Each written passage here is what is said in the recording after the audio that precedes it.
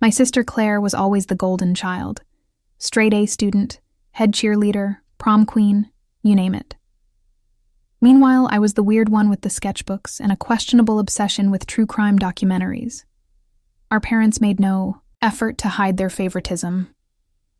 At Christmas, Claire got diamond earrings. I got socks. On my 16th birthday, I got a pat on the back. Claire? She got a car, a brand new one, red, shiny, with a bow. I learned early that expectations were lower for me. No one ever said it, but it hung in the air like the scent of burnt toast. Claire was the one who'd go places. I was just background noise. Fast forward 15 years. Dad dies of a heart attack. Mom goes into a quiet kind of shock, the type where her grief smells like wine and sleeping pills. That's when the will came out. Oh, the will. We sat around the lawyer's desk. Claire had that smug, waiting for my prize look. I was just hoping for something, anything, that showed Dad remembered I existed. The lawyer adjusted his glasses, cleared his throat, and read. To Claire, I leave the house, the Lexus, and Cooper. Cooper, my dog, the one I rescued, the one who slept at my feet every night when I still lived at home, the one who used to bark at Claire every time she walked into the room. I laughed, loud, sharp, the kind that makes people shift uncomfortably. To Emily, he continued, I leave the contents of the blue envelope in my safe. That was it. No house. No car. Not even the freaking dog. Claire smiled like a pageant queen, patted my hand, said, I'm sure it's something meaningful. I wanted to slap her teeth out of her face, but I smiled too, because something felt off, and Dad wasn't the sentimental type. I waited until everyone left, drove back to the old house. Claire was moving in already, claiming territory like a lioness. She didn't stop me from going to the safe.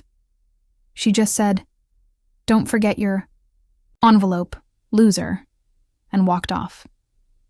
Inside the safe, tucked between old tax returns and a photo of my parents in the Bahamas, was a thin blue envelope.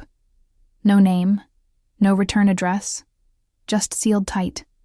I opened it right there. No dramatic music, no booming thunder, just a single sheet of paper, typed, no signature, and 4 words. Ask her about Denver. That was it. I read it 3 times. Ask her about Denver. Claire had never lived in Denver. None of us had. We didn't know anyone in Denver. But that paper, it felt like a hook in my brain. So I asked her. I found her in the kitchen, already rearranging the spice rack. She looked up, surprised when I said it.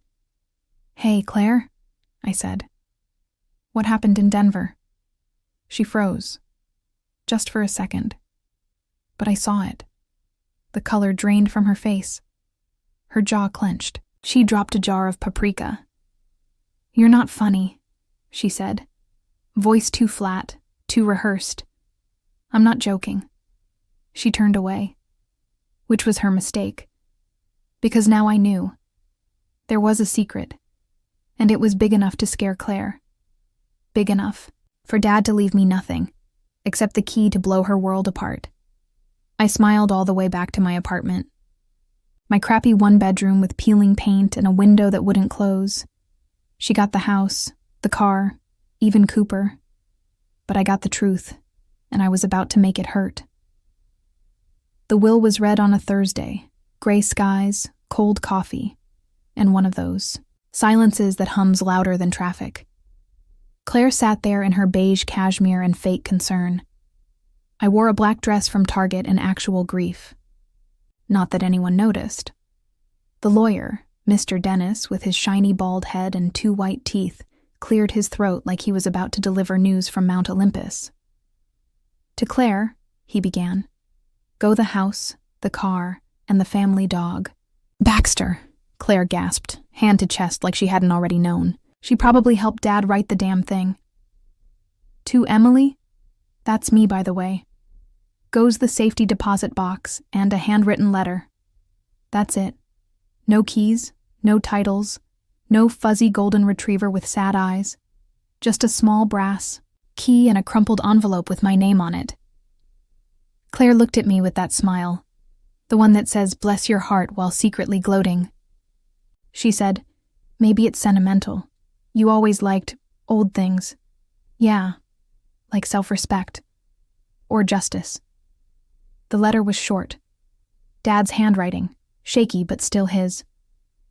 Emily, if you're reading this, then I'm dead, and I know you have questions.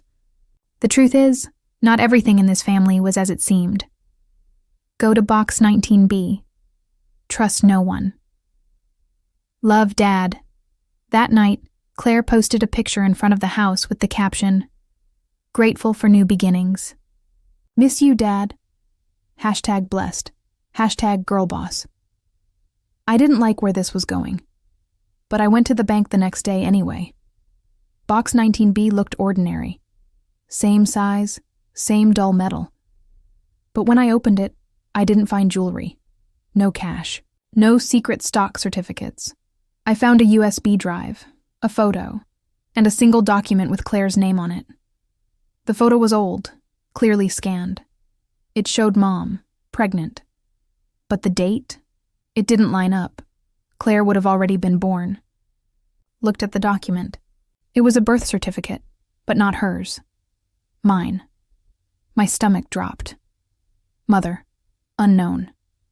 Father, Charles Everett, my dad. Place of birth, private clinic in Maine. What the hell? The USB drive had one video. Grainy. Looks like it was filmed on a 2004. Flip phone. Dad, younger, sitting in his study. If anything happens to me, Emily, this is for you. Claire is not your sister. Not by blood. Your mother, well, she was a mistake. But you were the only thing I got right. I wanted to tell you the truth sooner. But your mother threatened to ruin everything. Claire was her bargaining chip. She used her to drain me. I stayed for you. I hit pause. My hands shook. So Claire, the golden child, wasn't even my sister. She wasn't even his daughter, and everything she got, the house, the car, the dog, was built on a lie. I sat there in the bank vault, heart pounding, while my so-called sister played house in a mansion she didn't deserve. It wasn't about the inheritance anymore. It was about the truth, and now I had it. Concrete, cold, and sharp like a blade.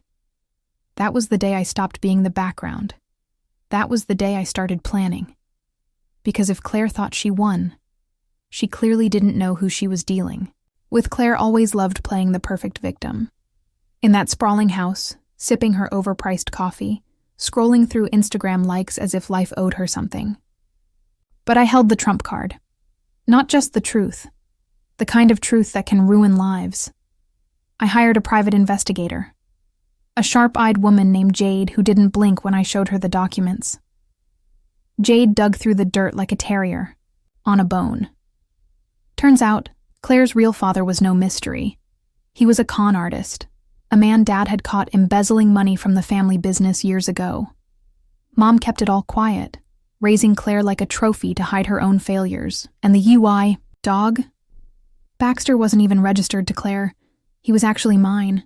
The adoption papers had been switched. Classic move, right? Claim the dog. Claim the sympathy points. With everything I had, I planned my move. Step 1. Exposure. I printed every shred of evidence.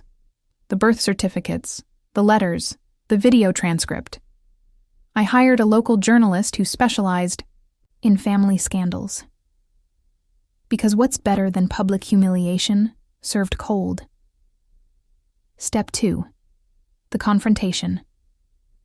Claire was hosting one of her charity brunches, a thinly veiled excuse to show off her new life and her perfect little friends. I walked in uninvited, dressed like I actually belonged there, sharp, confident, and not the sad shadow she'd tried to bury. The room fell silent. I laid it all out. Claire, I said, voice steady. Do you want me to explain to your friends why you don't have a father? Or should I just show them the video? Her face turned the color of spilled wine. She stammered, tried to interrupt, but I wasn't done. You got the house, the car, and the dog, but none of it was yours to claim. I pulled out the documents, holding them high like a prize. This is the truth, the one Dad wanted me to have. Her perfectly manicured nails clenched into fists. She opened her mouth to lie, but no one listened. The guests murmured. Phones came out. The journalist handed copies of the story around. Claire fled the room, her fortress crumbling. And I watched, a slow smile spreading across my face. Revenge isn't about cruelty. It's about justice served with a side of irony. Claire lost everything that night.